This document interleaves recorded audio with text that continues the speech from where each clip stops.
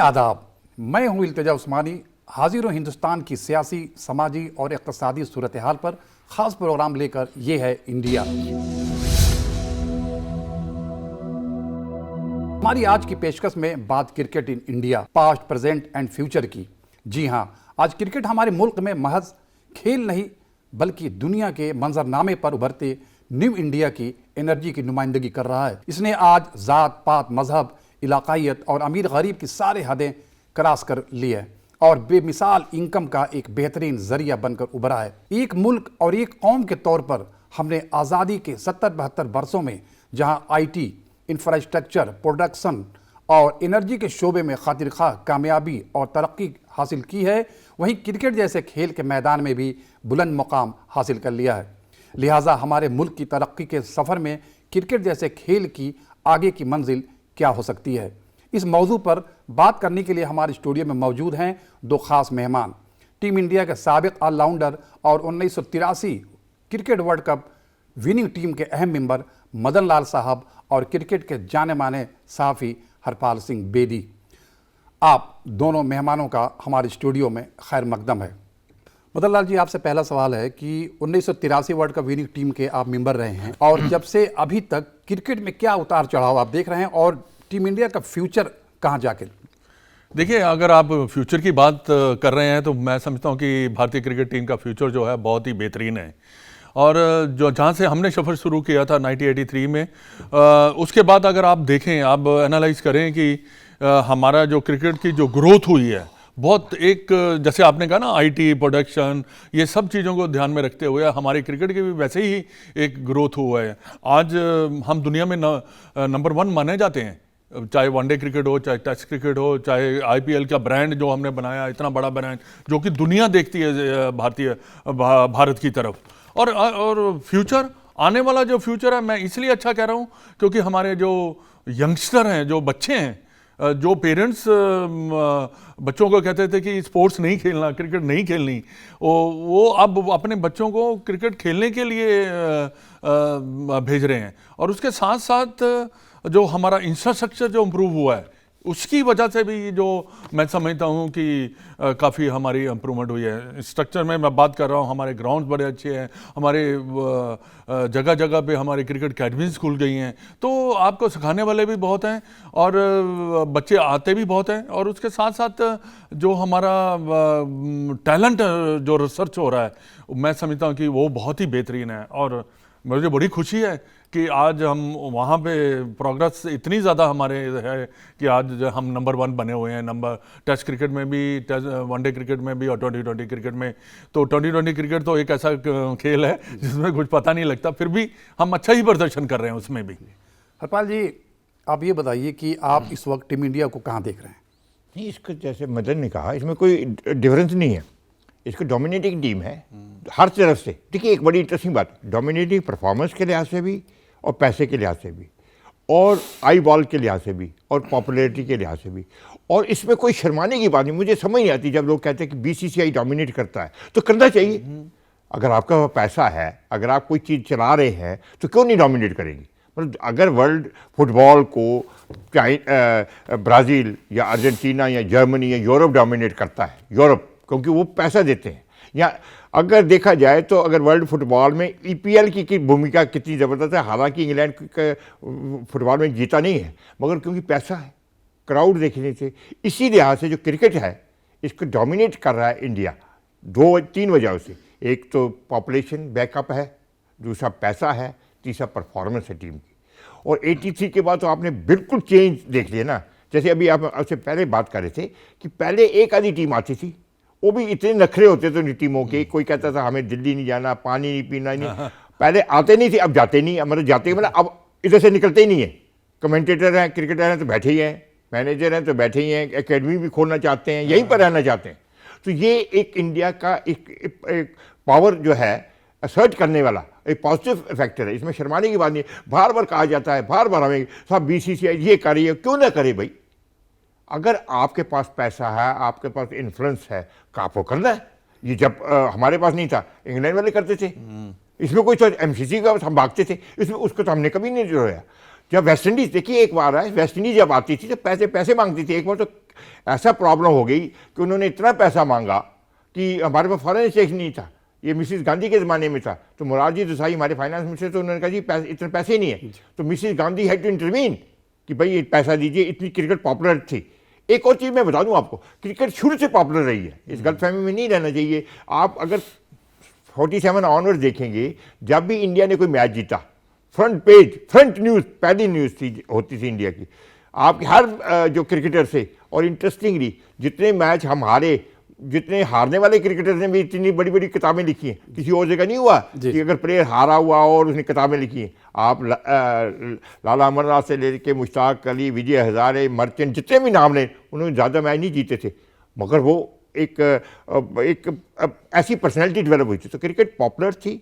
और जैसे मदन ने कहा कि अब बड़ी फैल गई है, पैसा है, डोमिनेट है, और फ्यूचर जो है इंडियन क्रिकेट का बहुत ब्राइट है। मदन लाल जी, आज 90 अंडर टीम भी हमारी जो है ऑस्ट्रेलिया या वेस्ट इंडीज जैसी नेशनल टीम को शक्ल देने की सलाहियत रखती है, तो ये टैलेंट आता कहाँ सर, कहाँ से आ रहा है इंडिया में, किस तरीके से आ रहा है? देखिए पहले जो टैलेंट था काफ़ी छुपा भी हुआ था, क्योंकि जैसे जैसे ग्रोथ होती है वैसे वैसे जो है टैलेंट बाहर भी आहिस्ता आहिस्ता निकलना शुरू होता है। और सबसे ज़्यादा मैं समझता हूँ कि मैं क्रेडिट टेलीविज़न को भी दूंगा, क्योंकि जब से टेलीविज़न ने कवर करना शुरू किया क्रिकेट को, तो गांव, छोटे छोटे गाँव में जो है क्रिकेट पहुंच गई है। वहाँ के बच्चे जो है बड़े प्रोत्साहन होते हैं भी हाँ हम भी एक दिन ऐसे खिलाड़ी बनेंगे। ऐसा तो नहीं है कि बड़े शहरों में ही टैलेंट है, छोटे शहरों में भी टैलेंट हो सकता है। और आप देखेंगे जितने भी बड़े बड़े प्लेयर आ रहे हैं वो छोटे छोटे शहरों में भी आ रहे हैं। आजकल आपकी जो परफॉर्मेंस है वो देखी जाती है। वो अगर आप छोटे गाँव में, छोटे शहर में भी अगर परफॉर्म कर रहे हैं तो आप रिकॉग्नाइजेशन मिलती है आपको। और ये इसी वजह से ही मैं समझता हूँ कि टैलेंट उभर कर गया। और एक बात बेदी साहब ने जो वो की है, देखो हमारे पास पैसा है, हम डोमिनेट कर रहे हैं, करना भी चाहिए, बिल्कुल मैं सहमत हूँ इनके साथ। देखो जब हमारा टाइम है तो हमें डोमिनेट करना चाहिए। We should be proud of our country कि नहीं हम कर रहे हैं भाई, तुम वेट करो आप। मैंने वो भी टाइम देखा जब हम ऑस्ट्रेलिया और इंग्लैंड में जाते थे, जहां ये सारे लोग जो बैठ के कहते नहीं इनको 5 टेस्ट मैच नहीं देने चाहिए, इनको 2 टेस्ट मैच मिलने चाहिए, 3 मिलने चाहिए। वो था। बाकी आपकी जो टैलेंट की बात है जो मैंने आपको कही, यही कारण है। IPL देखिए कितना बड़ा ब्रांड बन गया, उसमें पैसे बढ़े हैं। और जब बच्चे सब चीज़ें देखते हैं तो उसमें आपको एक मोटिवेशन लेवल जो है आपका बढ़ता है। और दूसरा क्या है, मेरे विचार में कि पैसे आने से बहुत फर्क पड़ा है। क्योंकि देखिए खिलाड़ी जो है वो अगर 10-15 साल खेलने के बाद फिर भी हैंड टू माउथ ही रहे, तो फिर वो जो कहते हैं ना कि काफ़ी जो बच्चे हैं डिस्करेजमेंट भी काफ़ी ज़्यादा हो जाती है। तो टैलेंट तो बहुत है, बहुत ज़्यादा टैलेंट। आपको अगर आप कभी अब सड़कों में जाएं या घूमें या अकेडमी में घूमें, छोटे छोटे बच्चे इतने टैलेंटेड हैं कि मैं खुद हैरान हो जाता हूं कि ये इतने टैलेंटेड। फिर मैं उनके पेरेंट्स को बोलता भी इनको कंटिन्यू करना बड़ा ज़रूरी है। उसके टैलेंट होने के बजाय उसके बाद भी बड़ी चीज़ें हैं। और अब आप देख लीजिए हमारी जो एक नहीं है हमारे पास बैट्समैन, 10 बैट्समैन एक के पीछे बहुत मजबूत हमारा है, फास्ट बॉलर, स्पिनर, सब कुछ जो है। और एक बात और मेरे ख्याल में बड़ी, ये जो लोग हैं बाहर के, ये यहाँ ही बैठे रहते हैं। तो IPL ने भी मौका दे दिया सर बैठने का, देखने मौका दे दिया। पर मैं फिर भी यहाँ पे कहता हूँ कि हमारे अपने लोगों को मौका मिलना चाहिए, ये बड़ा जरूरी है। हम क्यों ना ग्रो करें उनके साथ? क्या उनको ज़्यादा मालूम है, हमें नहीं मालूम? हमें भी मालूम है सब कुछ जो होता।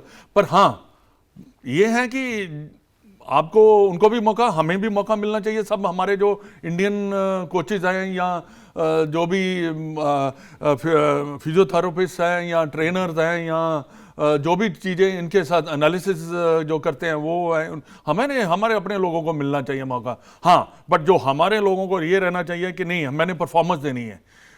एंड ऑफ द डे जो लाइफ में क्या है, चाहे आप हैं चाहे ये है चाहे हम हैं, मैं मानता हूँ कि इट्स ऑल अबाउट परफॉर्मेंस। अगर मैं परफॉर्म अच्छा करूँगा, हम सब करेंगे, तो हमें ऑटोमेटिकली जो है हमें चांस मिलते चले जाएंगे। उसके अलावा दूसरा बॉटम लाइन है नहीं कुछ भी। सर अब तो बेदी साहब परफॉर्मेंस मेन कॉज हो गया है, अगर परफॉर्मेंस नहीं है तो टीम में जगह नहीं है। देखिए हम बात करें से पहले भी, जैसे मदन ने बिल्कुल कहा, टीवी चैनल पे अब नकली नहीं रह सकते। पहले ही होता था कि जब 10-12-15 प्लेयर की टीम चल रही जाती तो बेदी साहब को भी ले चलो, आप क्या करना है बैठा ही देंगे। अब वो टीवी चैनल में या जो कमेंटेटर है या जो लिखने वाला है वो पूछता है ये 15वां प्लेयर कर क्या रहा है।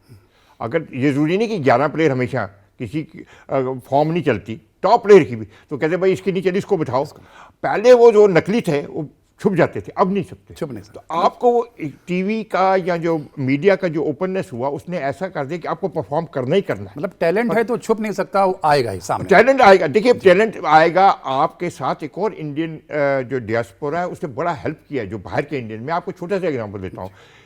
कोई 8-9 साल पहले सानिया मिर्ज़ा ने जब शुरू किया कैरियर तो वो गई ऑस्ट्रेलिया खेलने। उन्होंने ऑस्ट्रेलियन ओपन में 2 मैच किए, 1-2 मैच जीते थे, बड़ा तहलका मच गया था।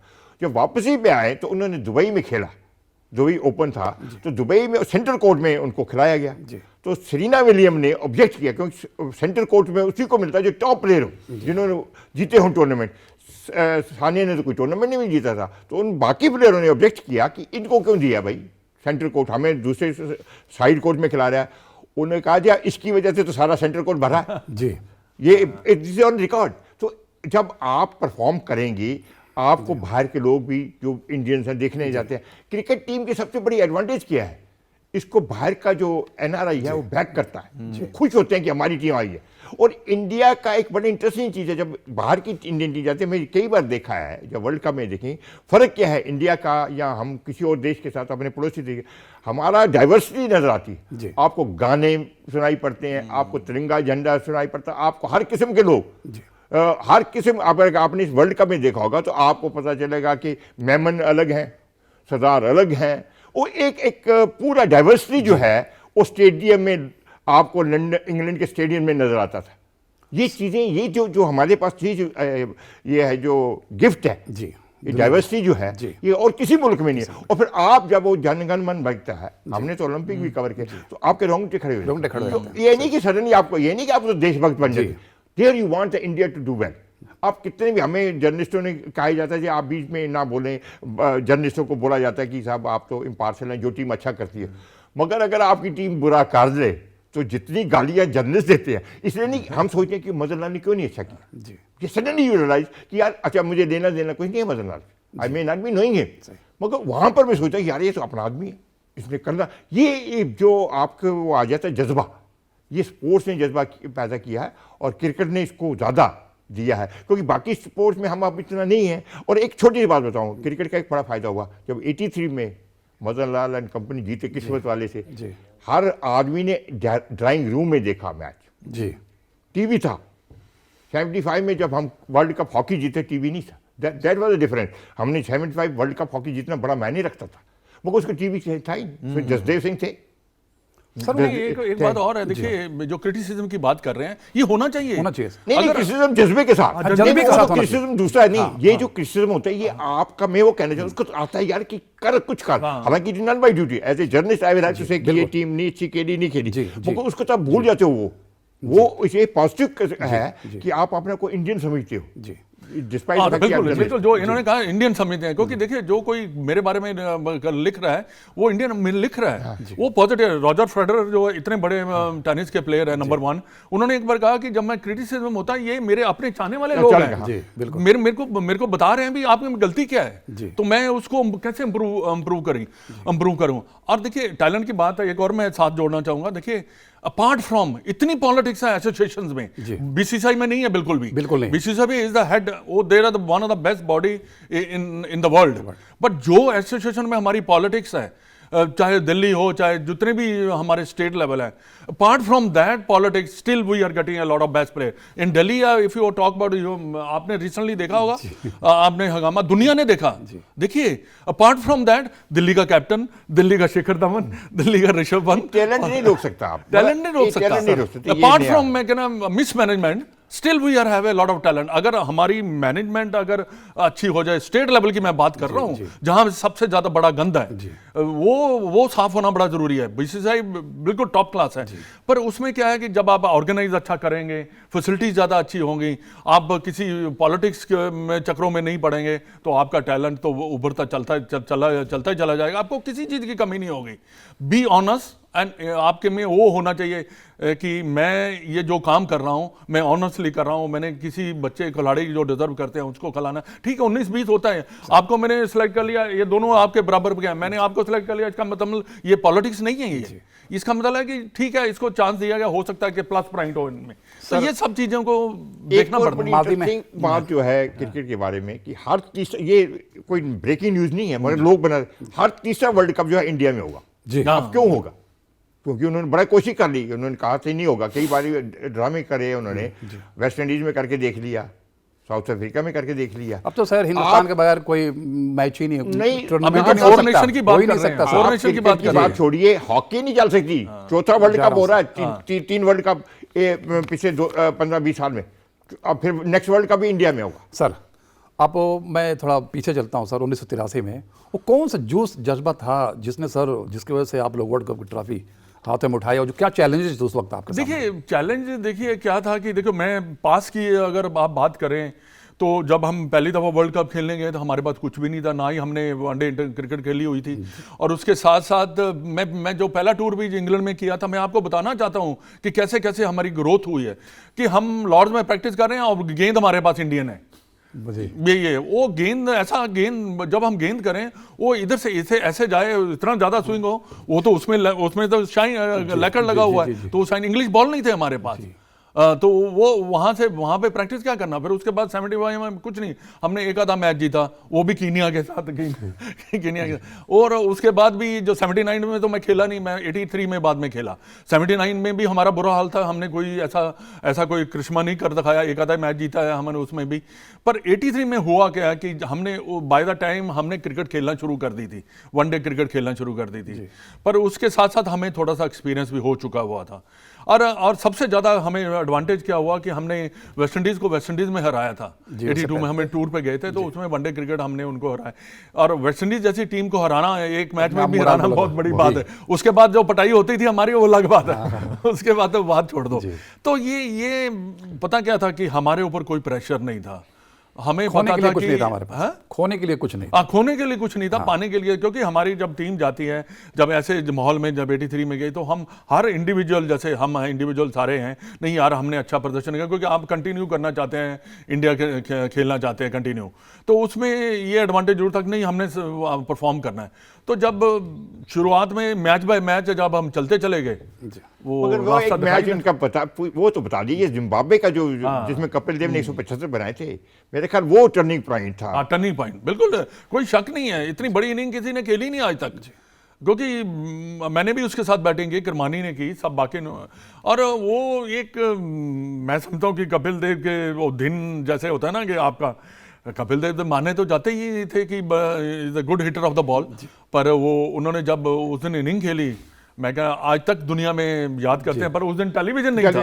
नहीं तो वही एक अकेली इनिंग पता नहीं उसके मेरे ख्याल हिट भी मिलियन से भी ज्यादा होते, क्योंकि उसी ने किरमानी की पार्टनरशिप थी, आपकी बॉल ने भी तो नहीं, किरमानी की पार्टनरशिप थी, हाँ मेरी भी पार्टनरशिप थी, किरमानी की, रॉजर बिन्नी, वो तीनों ने, हम जो पीछे आने वाले हैं उनका साथ है। वो हमें तो ऐसा लग रहा था जब वो बैटिंग कर रहा था, भाई खड़े रहो यहाँ पे, आउट नहीं होना हमने, क्योंकि अगला खेल रहा है तो फिर वो नहीं रहता।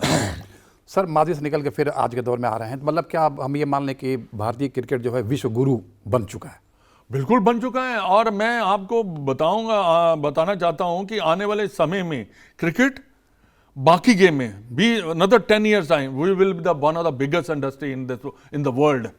विश्व आप हर स्पोर्ट्स में, पर ओनली थिंग मैं चाहूँगा कि हमारे जो ऑर्गेनाइजर हैं थोड़ा बेटर ऑर्गेनाइज करें, फैसिलिटीज़ क्रिएट करें, और हर चीज़ को ऐसा कर दें कि प्रोफेशनलिज्म लेके आएँ। ये नहीं कि सिफारिश वाले अंदर आ रहे हैं, भाई अप्रोच वाले अंदर आ रहे हैं, नहीं उसकी सिफारिश आ गई तुम अंदर चले, नहीं, ऐसा जो डिजर्व करता है। मैं हमेशा कहता हूँ कि अगर मैं डिजर्व करता हूँ, अच्छा कोच हूँ, तो मेरे को जगह मिलनी चाहिए, पर अगर मैं नहीं डिजर्व करता, आई एम सॉरी, मेरे को नहीं मिलनी चाहिए। मैं ओपनली कहता हूँ, अगर ऐसा सिस्टम लेके आ जाओगे, विश्व क्या क्रिकेट क्या बाकी गेम में भी बहुत चढ़ जाएंगी। सर ऐसा नहीं कि पैसा बहुत ज़्यादा क्रिकेट में आ गया है, एक ये भी वजह है कि हिंदुस्तान के पीछे सब दौड़ रहे हैं? देखिए ये पैसा आने का वजह क्या है, हमारे एक महान खिलाड़ी थे पैसा लाने के लिए, Mister Bindra and Mister Dalmiya. इन्होंने सर्च किया मार्केट को, इन्होंने मार्केटिंग को सर्च किया, कि हाँ हम इसको कैसे प्रोजेक्ट मार्केटिंग कर सकते हैं। तो उन्होंने जब किया, उसके बाद उन्होंने जो 83 के बाद जो उन्होंने अपने आप को ऑर्गेनाइज किया, आज हिस्ट्री है। आज पहले मेरे ख्याल पहला वर्ल्ड कप हमने 100 करोड़ पे पता नहीं कितने में लिया था, आज $1 बिलियन की इंडस्ट्री है, $1 बिलियन, लाखों में लिया, लाखों में, पता नहीं, मेरे को नहीं मालूम। अब एक एवेन्यू हब बन गया है इंडिया पैसे के मामले में, इसका क्या इम्पैक्ट मतलब? देखिए इसमें एक, जैसे मदन ने कहा, एक और बात बताइए, ये सिर्फ क्रिकेट नहीं, मैं एक और बताता हूँ क्योंकि स्पोर्ट्स चैनल में थोड़ा सा आपका इसका हॉकी भी इंडिया चला रहा है। वर्ल्ड कप में आप देखिए ना, 2010 का वर्ल्ड कप यहाँ पर, फिर 14 नहीं हुआ, 18 का वर्ल्ड कप यहाँ पर, 2022 का वर्ल्ड कप, फिर 23 का वर्ल्ड कप यहाँ पर, इसके बीच में चैंपियंस ट्रॉफी यहाँ पर, 3 जूनियर्स वर्ल्ड कप यहाँ पर। जब इसका मतलब क्रिकेट पैसा है, पावर है। इसलिए बैडमिंटन की बड़ी इंटरेस्टिंग बात बताता हूँ। एक डेनमार्क के बड़े, एक छोटी सी चीज़ इसमें बड़ा क्रिकेट के से, वो साहब इधर बैडमिंटन लीग हुई, उसको सेलेक्ट नहीं किया गया, वो चले गए बाहर। उन्होंने बड़ा इंडिया के खिलाफ डेनमार्क में जब उसको पता चला कि ये क्रिटिसाइज तो मैं करके चला गया, डेनमार्क से उसने माफ़ी मांगी।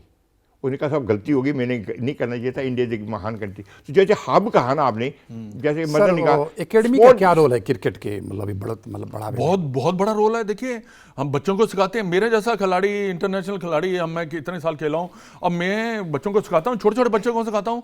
मेरा पैशन है, मुझे खुशी मिलती है किसी के बच्चे को सिखा के, उसको ठीक करके मेरे को खुशी मिलती है, क्योंकि हमने लेना ही नहीं, क्रिकेट से हमने लेना नहीं, हम लेते ही रहेंगे, हम वापस भी तो कर रहे हैं। आईपीएल तो जो ब्रांड है, जो क्रिकेट का ब्रांड आईपीएल है, मेरे ख्याल इससे बड़ा ब्रांड कोई नहीं। मतलब इतनी जल्दी आप उसको फुटबॉल से कंपेयर ना करें, फुटबॉल की हिस्ट्री है 100 साल से टूर्नामेंट। ये आईपीएल 10-12 साल में जितना उभर कर आया है, जितना पैसा इसमें जनरेट किया है, जितनी इंटरेस्ट ने पॉपुलैरिटी की है, और जब इसके प्लेयर सेलेक्ट होते हैं उस पर भी बहस चलती है, दिनों दिन डिबेट चलती है। तो क्रिकेट का पैशन तो है। अब आप जितना देखें, मैं कई बार बसों में चलता हूँ, बच्चे के बड़े बड़े बैग उठाए हुए, बैट लिए हुए घूम रहे हैं क्रिकेट खेल। एक चीज़ और भी है, जितने आप फील्ड में जाएंगे आप बुराई से बच के रहेंगे। हर आदमी की शायद जितना मदन लाल ना बने या सुनील गावस्कर ना बने, मगर वो बुराई से तो दूर है। वो क्रिकेट ग्राउंड में तो है।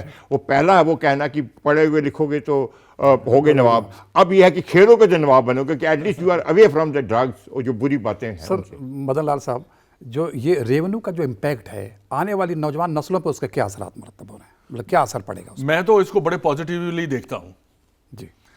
मनी मेरे को मोटिवेट करती है। Money, I know money is not everything, but money is, we need all. नहीं, सीधी बात बता दूं, अगर पैसा कभी कमाता है, आई थिंक मनी, मैं तो सीधी बात करता हूं, पैसा मेरे को अच्छा लगता है, इसमें कोई दो राय नहीं और है। आप ये भी याद देखिए, जो हमारा प्लेयर है, एक fact of the life is कि सारा लोअर मिडिल क्लास से आ रहा है, लोअर। और ये सोशल अपहीवल है। अब आप आपने देखते हैं कि इतने बड़े बड़े प्लेयर, इरफान पठान देख लीजिए, इसमें अब इलाकाइयत का सर दखल है कि नहीं? मतलब पहले ये होता कि रीजनलिटी दिखाई देती थी कि चलो भाई मेरे रीजन का, मेरे इलाके का है। अब क्रिकेट में वो सब चीज़ दिख रही कि नहीं दिख रही सर? देखिए काफी हद तक जो परसेंटेज है कम डाउन आ चुकी हुई है। आज जैसे बेदी साहब ने कहा कि आप सामने टेलीविजन के सामने कर रहे हैं, आपको कमेंटेटर, आपको हर चीज जो है बड़े ध्यान से करनी पड़ती है, तो वो उससे मैं समझता हूँ कि काफी ज्यादा जो है कम हो चुका है। फिर भी देखिए कोई ना कोई अच्छा, एक और बात कहना चाहूंगा कि अगर मैं सेलेक्टर हूं, अगर मैं दिल्ली का सेलेक्टर हूं, तो मैं अच्छे आदमी को ही रिकमेंड करूंगा, क्योंकि मेरी रेपुटेशन है इसमें, क्योंकि मैं अच्छे प्लेयर को, अगर वो बॉम्बे का है, अच्छा प्लेयर है, तो मैं उसको ही रिकमेंड करूंगा। तो मौजूदा टीम बहुत के बारे कम में, है, बहुत मौजूदा टीम के बारे में क्या कहेंगे? जो 70% टीम इस वक्त जो है, अभी श्रीलंका के खिलाफ T20 सीरीज भी होगी, फिर ऑस्ट्रेलिया आएगी, फिर न्यूजीलैंड जाएंगे, तो जो टीम इस वक्त सिलेक्शन का जो तरीका है उस बारे में कुछ कहेंगे सर? नहीं, देखिए इस वक्त जो हमारी टीम है बहुत ही बेहतरीन टीम है, क्योंकि विराट कोहली, मैं उसकी बहुत ज़्यादा उसको अप्रिशिएट इसलिए करता हूँ कि उसने वो जज्बा, जो हम कहते थे ना, हमारे दर्शक कहते थे नहीं हमारे जो टीम है उसमें जज्बा नहीं रहता, इसने एक ऑरा क्रिएट किया है, इसने एक कॉन्फिडेंस दिलाया है ड्रेसिंग रूम में कि हाँ हम जीत सकते हैं। इंडिया की जो अभी परफॉर्मेंस रही है, इनको हारा हुआ है मैच में जीतना आता है, ये डिफरेंस काफी ज्यादा आ चुका है। और ये भी कह लो कि जीता हुआ मैच भी हारना, जीता हुआ मैच तो ठीक है, सेमीफाइनल में हम हार गए। देखिए वो सेमीफाइनल वर्ल्ड कप का एक, देखिए ऐसा तो होता नहीं है कि आप हर मैच जीत जाएंगे। हाँ, इसलिए दुख इसलिए हो रहा है कि हम जीत सकते थे। बिल्कुल सही कहा, जीत सकते थे, उससे दुख ज्यादा हुआ। पर ये प्रेजेंट जो टीम है, अगर आप pace bowler best in the world, the batsman we have best in the world, spinners we have best best, combination team है सर। बहुत जबरदस्त सर, balance ये है। सर मैं आपको एक बता दूं, Balance। स्पोर्ट्स जो है, स्पोर्ट्स और बॉलीवुड जो है, वो हिंदुस्तान की हाँ। जिसको यूनाइट करने के लिए ये दो है, नुमाइंदगी इसमें करते कोई, हैं। जैसे मदन ने कहा, लाइक डिसलाइक चलती है, हाँ। मगर ये अगर आप अच्छे प्लेयर हैं, किसी भी मजहब के हैं, यू विल प्ले, कोई भी रीजन के हैं, यू विल प्ले। और इन दो आइडेंटिटी ने, जब क्रिकेट मैच होता है सारे इकट्ठे हो जाते हैं कि इंडिया शुड विन। ये देखिए, ये जज्बात है। क्या बॉलीवुड का जो पिक्चर है, सारी दुनिया में आप जितनी भी बॉलीवुड को गाली दे, शाहरुख खान की लोगों ने देखनी तो देखनी है। इसी तरीके से जब विराट कोहली खेलता है, या रोहित शर्मा करता है, या श्रेयस अय्यर है, जो नए नए लड़के आए हैं, इन पर सबको पता है आजकल बच्चों का। तो क्रिकेट हैज गिवन, मतलब यूनाइट किया है इंडिया को। हमारी इस खास में पेशकश में फिलहाल इतना ही। हमारे इस प्रोग्राम में आप भी अपनी राय भेज सकते हैं। इसके लिए हमारे ईमेल आईडी हैं ddurdu@gmail.com। अब हमारी पूरी टीम को दीजिए इजाज़त। आदाब।